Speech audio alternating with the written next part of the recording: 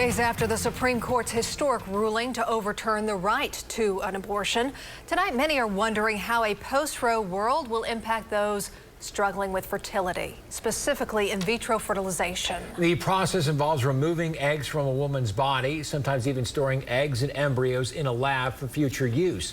Capitol reporter Augusta McDonald has the story live from the State House. Carl, Amanda, that's right. There's a lot of questions for people who want to end a pregnancy and for people who are trying to get pregnant. I spoke to an Oklahoma City fertility doctor today who's taking a lot of questions from families who want to expand. Here's what he had to say.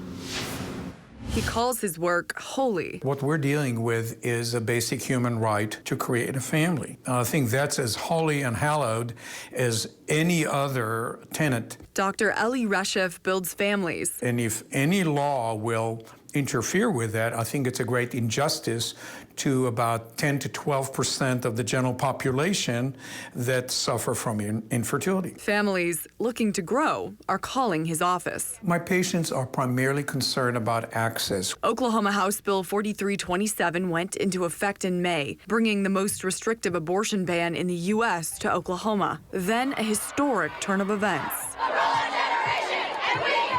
brought questions. Will my in vitro fertilization treatment be postponed or delayed because of the new law? Currently, what we say is unlikely or no. And more questions. Will I be able to freeze embryos for future childbearing? And the answer is yes, because nothing in the new law in Oklahoma appears to interfere with that particular part of what we do.